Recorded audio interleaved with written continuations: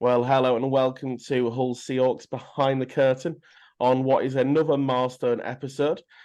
We kicked off our last big milestone, which was episode 10, with a signing of a Canadian import. That was Brock Bartholomew, and he's joining us back for episode 20.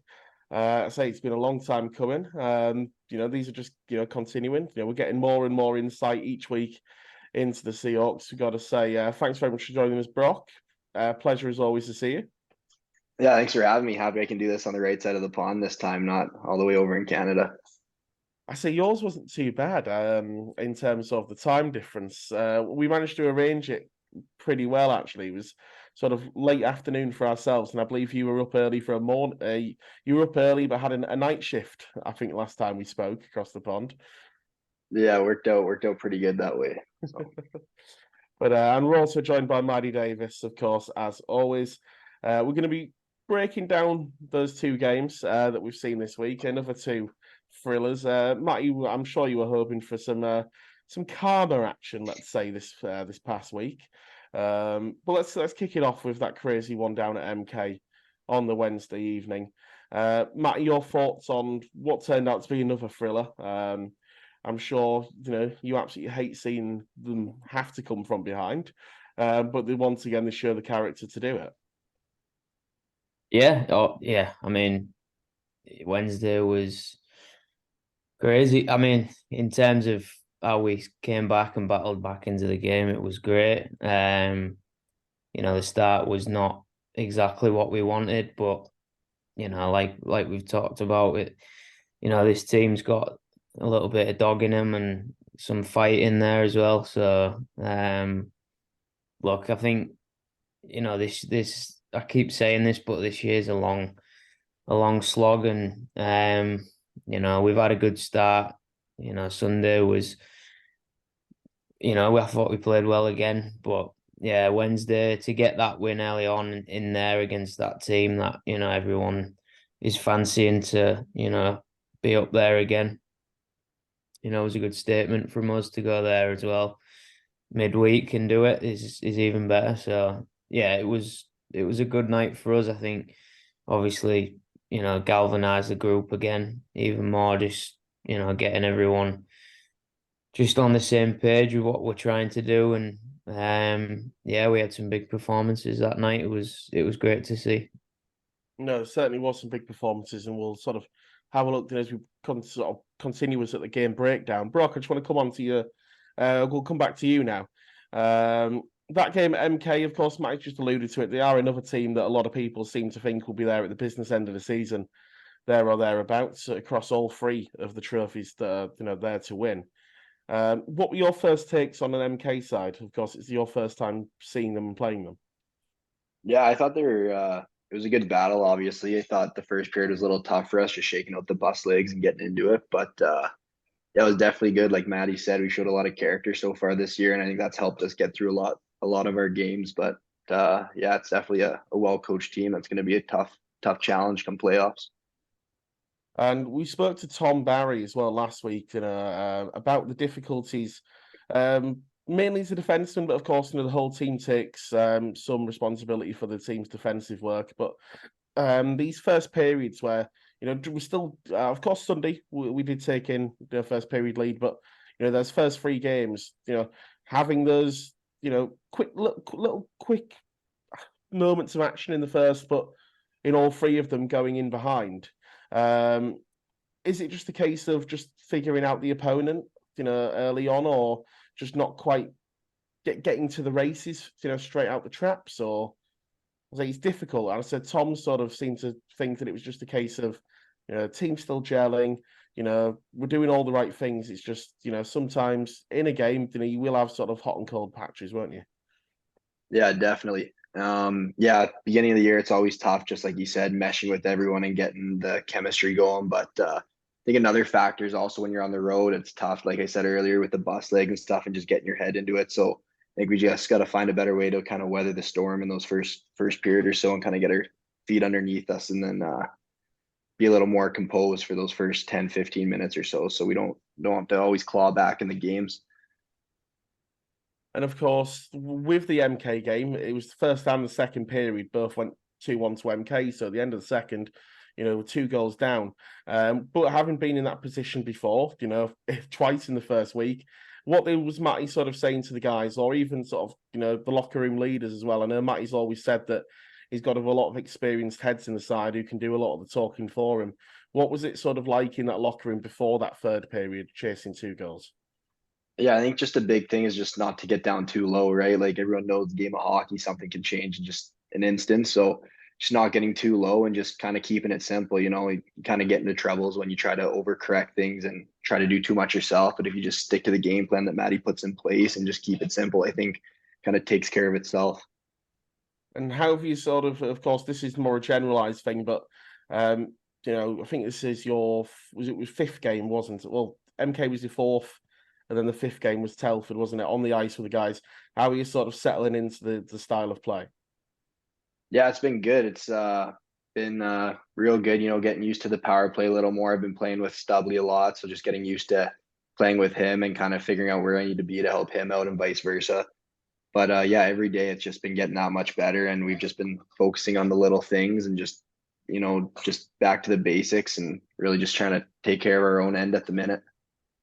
I must say, I must ask you the question. The goal that sort of brought it back to 3-2 in MK, it's been awarded to Emil. Did you thought you had it at some point, or did you see the tip? Because I'll be honest, a lot of people watching on the stream didn't really notice it at first. He thought it was yours. No, yeah, I definitely noticed. I had to tell my parents that they thought that I got a goal stolen, but I had a pretty good seat. It went right off Emil's stick, good hand eye there, and goalie honestly didn't really have a chance. It was just right in front of him. There's nothing he could really do. But yourself personally had a pretty good game. 3 assists on the night. You just, I won't say slowly. You've dived straight into it, and there's a lot of people, not just Hull fans, people around the league who've sort of already noticed sort of how quickly you've got to grips with, the British game and starting to make an impact in this league. Yeah, I know it's been a good transition. Like last year, I was playing on the Olympic sized ice already on Sweden, so I think that little learning curve wasn't really there this year. And yeah, it's just been real good. The guys have been getting the puck to me at the blue line, and I feel like with the big zones, it gives you lots of time to kind of wheel around. And if you can stay composed, a lot of lanes open up out there. So it's been good. And we'll talk a little bit more about that third period now. And of course, there was a few times in that game where, we spent a lot of time in the box early in the game and still managed to claw in there. And then early third period, MK give us that golden opportunity. And I'll ask you both about this, where they had 3 in the penalty box, including, of course, their player head coach, Tim Wallace. And we really made it count. And it was excellent to see from a fan's point of view, that we're taking those opportunities. But was there that feeling between the players that, we have to make this count now? This is the gap, to break through the door and to try and take this game away. Yeah, definitely. We were in the box a lot that game too. So kind of when that sequence of events happened, we kind of knew that we had to capitalize, and that would be the difference maker in the game. So I think it's just about really dialing it in and really focusing when you have those opportunities, because those games will either like make or break the game for you. So I think that's a big reason why we came out with 2 points in that contest. And Matt, how happy were you with sort of, both the power play and the PK on the night? Because we spent a lot of time on the PK, and of course, as Brock just said, capitalised on the opportunities when we got them. Yeah, I'd rather spend less time on the PK, obviously. But look, it's that's the game, right? I think we play quite hard, so we've got guys that they're going to take penalties. We've spoke about that before, but yeah, we're working on that, trying to just play hard but play the right way. Yeah, look, the PK is something that I really do try and speak about a lot. I like to make sure everyone knows exactly what we're doing on the PK. Because I think special teams in general are, so important now in the game. I think, having a good PK can really give you some momentum, especially with these top teams have, some really, really good PPs. So, you've got to be sure on what you're doing out there. Everyone's on the same page, buying in, blocking shots, making sure we're, sticking to the right lanes and all that. So yeah, I mean, I've been happy with our PK, to be honest. Yeah, I think at times, we've had a couple of, semi breakdowns on the PK, Wednesday night a little bit as well, but generally I think we've looked all right on it. The PP, look, that's it's, I guess it's probably the main reason I signed a lot of these players for that reason. Brock, obviously, big broccoli back there. He's just out there just doing stuff. So, um, look, I think for me, our PP is the key to to our season being as successful as I want it to be, or I think it's going to be. Sunday was a little bit of an off night, but you could look at it both ways. Like the goalie had, I mean, we know now, like 60 shots, I think it was, and he just had a night. That's just the way it goes. But the timing was off a little bit at times on the PP. We just had a few, sort of not breakdowns, but just times when I feel like we could have dialed in a little bit better. But yeah, look, overall our percentage has been really good to start the year, and I think again, like I say, with what we have out there and the guys in the positions that we've got, it's really dangerous. It's a good PP when we get it snapping, and even the second PPs, is just can be just as effective as well. So yeah, it's like I say, a lot of the what we work on during the week, it does, a lot of it revolves around that PP, PK, and just to get the timing right, and just so, the guys know when they're out there that without thinking that, Brock knows where Emil is and Bobby is, and we've got, that support in the bumper there with Bobby, and it's look, they've got all the tools out there to make it happen. So sometimes you have to let them find their own way as well, and let them have the freedom to play, under some structure, but they're good enough players to make it happen. So yeah, I've been really, really happy with it, but also, expecting, because that's a lot of it. Again, what I said before is a lot of this team was built around that PP. So yeah, it's we've got work to do. Look, we've 100% started, pretty good. Of course we have, but there's still times in them games, we don't want to be battling back every night. And that, we saw a different game on Sunday, and I said to the lads before the game and probably after it, like, this is what you're going to see in this league, that teams 2 imports down come in and do a job. Might not be as skilled as we are, or as deep, but when guys work hard and play the right way and make it difficult, it can be a tough night. So yeah, we've got to find a way on them nights to get it done. So obviously the PP is a huge part of that. Of course. Just before we move on to maybe a little bit more on the Telford game, we got to mention it was probably written in the stars for it to happen. Of course, 5-4 up, about a minute to go, 6v4. Who else was going to score the empty netter? It was great to see him get his first of the season. Won it. It was coming. He had multiple assists on the board already. It was great, and Bobby didn't sort of hold back from showing it to the MK fans, is he? Bobby's Bobby. We knew it was coming. Yeah, he was fired up for that game. Bobby, you're never lacking in firing Bobby up, but no, I was happy for him, because it was, without him admitting it, there was a lot of pressure on him in that game. Obviously, he's made that move, to come home, and look, he's left a big club, and I think he wanted to make a statement, and yeah, it was great that he got to. I've never seen him skate so fast. He didn't move that quick all game, and then he just sprinted away, potted it in. So I think the knee slide was as much of a statement as he needed. A few MK fans talking about that one online. Last thing before we talk Telford, Brock, of course, there was from what I've heard from Callum and Andy and those guys who went, there was a very loud, a small but loud section of Seahawks fans at MK. How important is it when those guys sort of go down there on a Wednesday night and cheer you all the way to the final? Yeah, that's just awesome to see.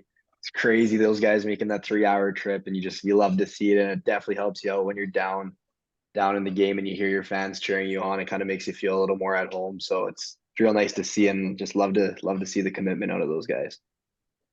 So Brock, I'm coming back to you, and Matty's already spoke a little bit on the Telford game, but it was a strange one because at times all the momentum was with us, but maybe it was just a second off, wasn't it? The passage not quite hitting the tape, things like, inches here, inches there, little second delay.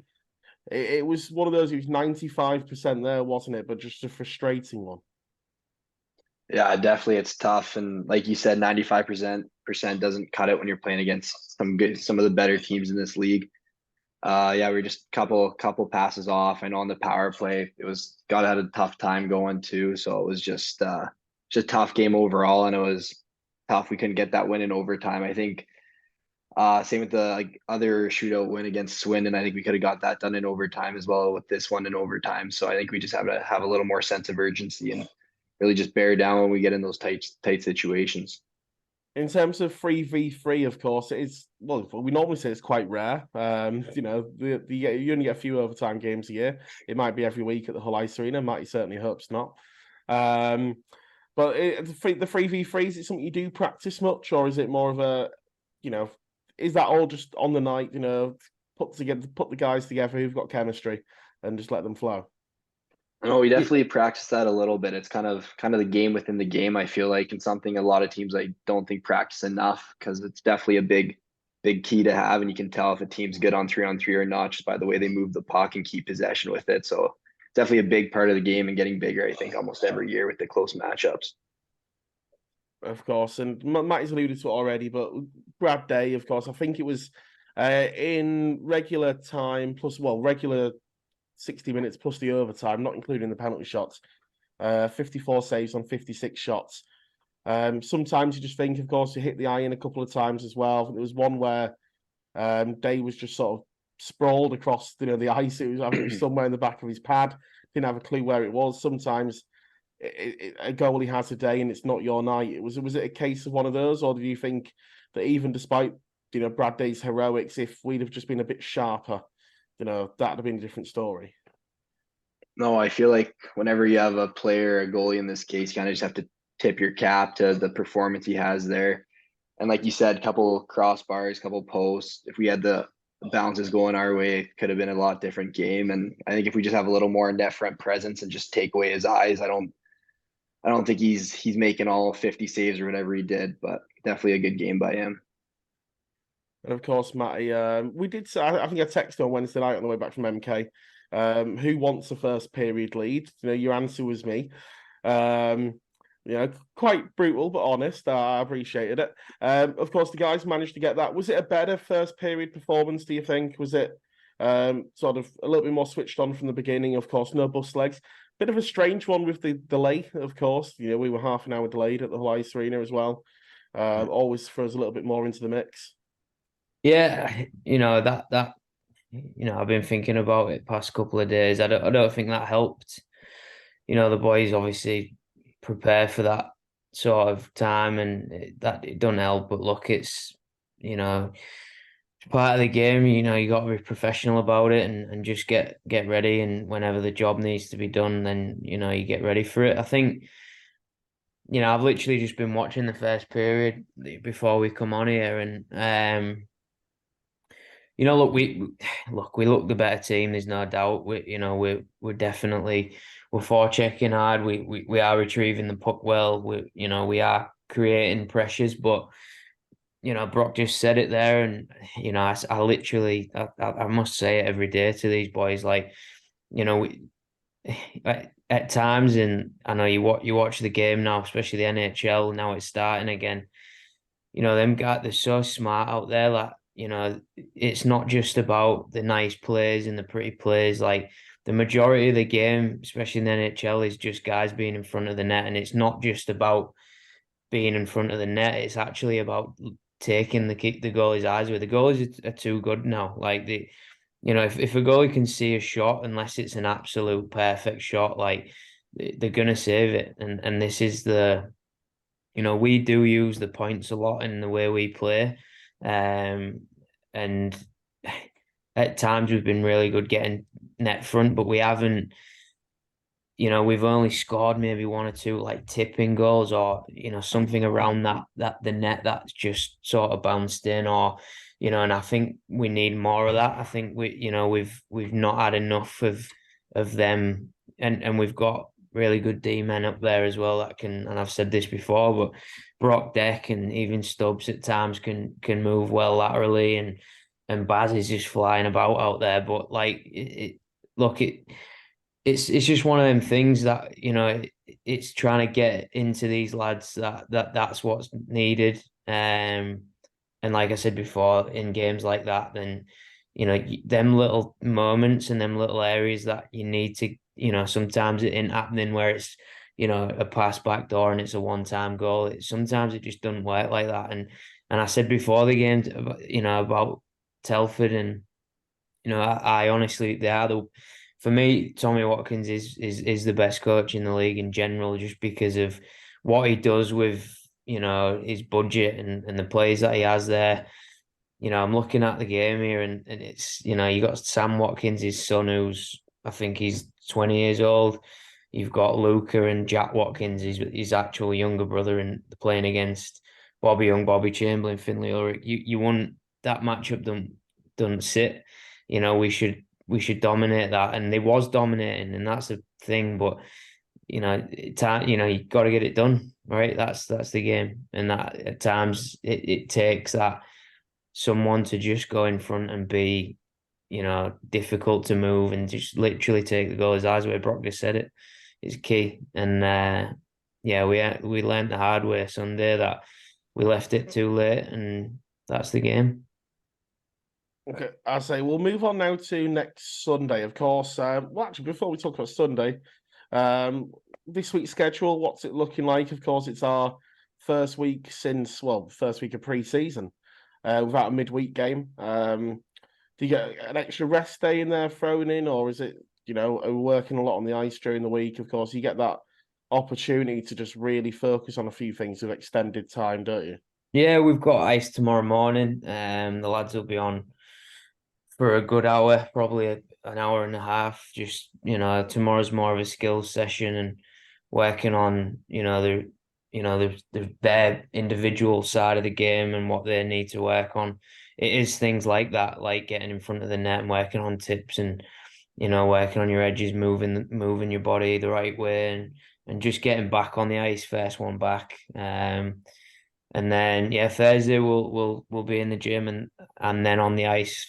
Thursday's a tough one for us. We literally get 45 minutes on the ice, so it's a bit of a rushed one. And I'm trying to get as much work in as I can without impacting the next day if we had a game Saturday. But tomorrow, we'll get a bit more work done because we've got out there longer. And then Friday again, we don't play Saturday, so we do get a bit more time on Friday. So again, Friday will be a tough session.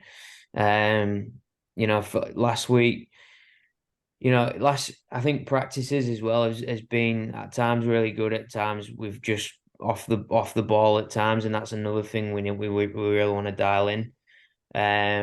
It's difficult when these guys work and they're coming in late and stuff like that, and it's not their fault. It's just the way this league is, and that for me, it's tough for me to manage that because on one hand I'm get there on time and we've got a lot of work to do. And then on the other hand, I totally understand that it's their job, right? And you can't force what in there, but it's just part of it. We have to be sort of understanding with it and try and just make the most of what we've got.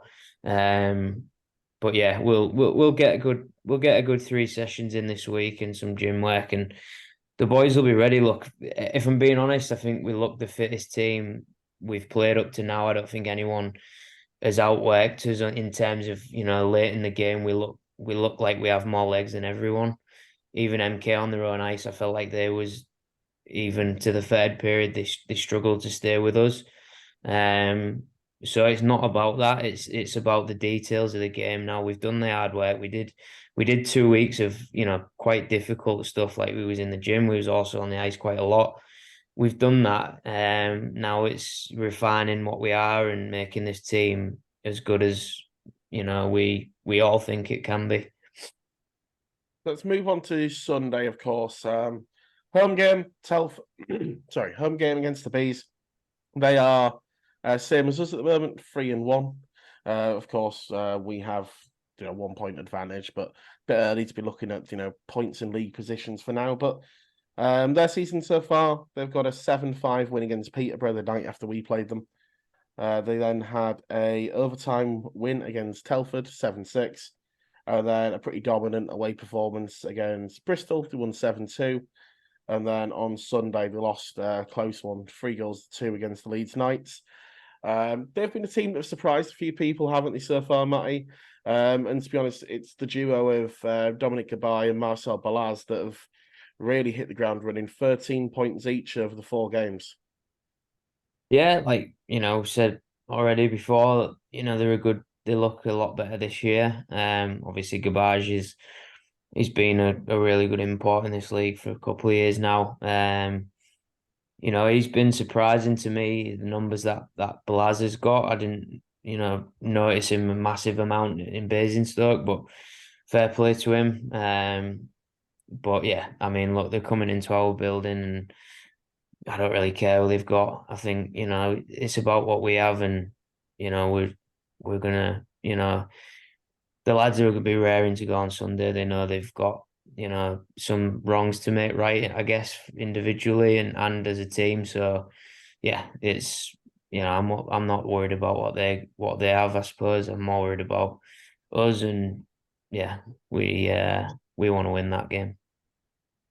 As a defenseman, Brock, is it always a fun little battle when some of the top point scorers, I think they are the 2 top point scorers in the league, come to your rink on Sunday? Looking forward to maybe trying to shut them out. Is it that sort of little mind game already? Yeah, definitely a little bit of a challenge, and just got to be a little harder on them and be aware when guys like that are out on the ice, but kind of just treat it like any other game and make it miserable on their top guys. And so with this sort of 6-day gap between games, Matty's sort of broken down sort of what the on-ice schedule look at for the week. Do you always prefer the longer gap? Would you rather be on the ice more often? Of course, throughout the season, we are going to have 1 game weeks. We're going to have 3 game weeks probably after January. Sort of, how do you see it as a player? It's kind of all the same to me, unless it's like a back-to-back, like a Friday, Saturday night game. There's really no difference in my eyes, but I think when you have the longer gap, it's a lot more important to really be crisp on the training days and really you make the most of all the time you have, and then obviously doing video or whatever helps in that gap just to stay sharp and get ready for the game. Okay, Matty, I know you're not someone usually for the stats, but I know there's a few people who do listen who are interested in that sort of thing.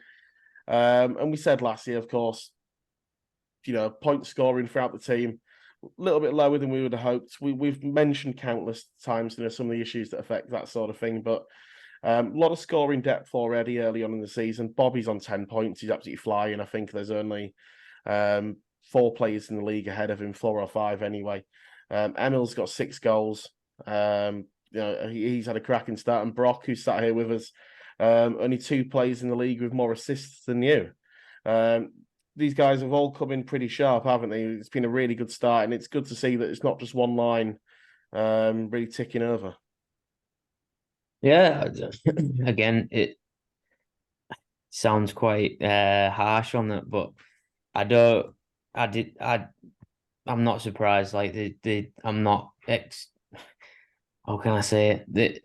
They're here to do that What you job. expected. They're here to do it, right? I think these boys, the top boys on our team are, for me, I think they're among the best in the league, and they should be up there. I'm putting that pressure on them. They want that pressure. I think I would want it if I was in their shoes, and I've been in their shoes, and I think it's a good pressure to have.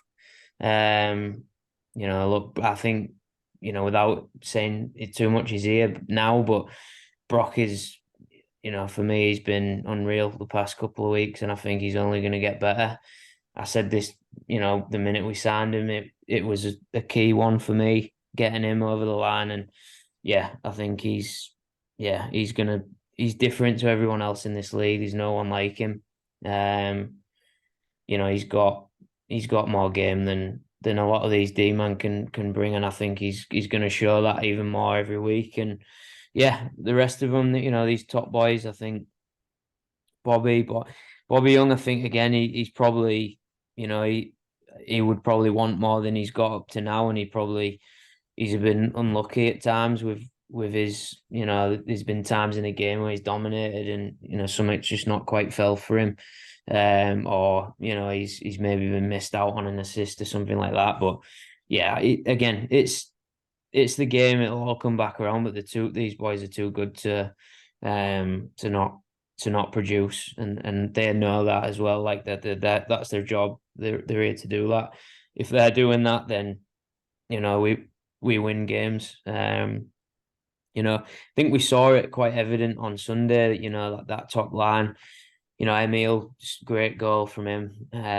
He was a beast on that play, and I think the top line just didn't quite get it done on Sunday, and I think that's probably, I know every one of them. I speak to them all, and they were all, annoyed at themselves about that. It's not like me telling them something that they don't know already. They know that. Brock knows it. He wants, more on that power play, 3-on-3, whatever it is. Like, that's his game. And yeah, they'll bring it. It's just a matter of time. Spot on. We'll move on to a few questions now. Of course, the first time, Brock, when you joined us on the podcast, you were still a secret at that point. We couldn't really go asking fans if they had any questions for you. But certainly they've got some today. They range from rather normal and hull-based to weird and wonderful. Oh, God. So we'll start off with this one's from Jenny. Just asked how you settle into the city. Do you already have a favourite thing about Hull? I don't know. I've been settling pretty good. Good living situation, living with I think three of the other boys. So it's always fun, always lots going on at our house. And yeah, Hull's been great, honestly. There's a bunch of places to eat. I love just how you got a little bit of everything from kind of the shopping malls to like the marina, a little bit of everything. I wouldn't say I have a favorite spot yet, but I've been probably having a little too many fish and chips more than that's what's good for me, but can't complain. Well, this one might link into the fish and chips because this is from James, and James has asked, "Have you had chip spice yet? And what's your thoughts on it, if so?" Yeah, I like it. I think it lives up to the hype, honestly. I love it, but still need a little ketchup to go on with it. But that's just signature for me, I think. And another food one. This one's from Kelly, and this is leading maybe back into the Canadian side of things. Is first of all, your opinion on what I think is one of the national dishes of Canada, poutine. And have you found anywhere local that sells it because someone in their family wants to try it? Yeah, honestly, one of the best. Love some good poutine, nothing better. And I actually went to a Hull FC game with our trainer Tommy and a couple of the guys, and they had like pulled pork poutine there, so it was pretty similar. Had the pulled pork and gravy, and I think some cheese on top of the fries. So I think you guys have variations of it here for sure. I must say, I rather confused the staff in the Hull Ice Arena cafe when I asked them for cheesy chips and gravy last Sunday. I think that was as close as we might get to it at the rink Yeah. anyway. Matt has asked, have you seen the I Love Svek t-shirts? And if so, do you own one or want one? Yeah, I didn't want to tell Svek yet, but I think we got 3 on order, so just waiting to get those picked up and then be cutting the sleeves off and be wearing those around the house. So Sally has asked, how do you find the schools program? Have you enjoyed going into the schools so far? Yeah, it's been fun. It's always good. I mean, it doesn't take much from us to go to the schools, and I know it can make a lot of kids' days. So it's just nice helping out and spreading the word because I know it's not as popular here. So when we get to go out and dress a kid up in hockey gear and let them shoot some pucks around and stuff, I know they like it, and it helps a lot. Definitely if they come to the games too, it's just awesome to grow the fan base and get to meet some of the kids. So this one's from Carl. Carl recently got into the game and has been came to a few games last year. Matt, you'll be happy with this one with your business hat on. Got a season ticket this year. Works at Reckitt, and they actually bought the season ticket before the sponsorship deal. Oh, gutted. Gutted. But they've asked in terms Yeah. of fighting, because their kids absolutely love it when someone drops the gloves. Is that something you actually train for? Do you have any? Is it a mixed martial arts class? Does Matty get the pads out, or is it just a case of if you want to drop the gloves, drop them? Yeah, I think everyone kind of knows how, but some guys are better than others. I haven't seen it too much this year, but I've definitely been on teams where guys practice, and I know a lot of guys that do boxing and stuff, but it's a lot different when you're on the ice. It's a lot more balanced than it is actually chucking them. So you have to be a little more smart and strategic with just tying guys up and knowing when to throw them and when to shift your body weight and whatnot. And finally, I'm going to have to finish this one. It's our favorite. It's Ed again. Ed was the Ed is the person behind Viva La Velo, who sponsors I think 6 of the Seahawks players now. He knows Um, it. He knows it.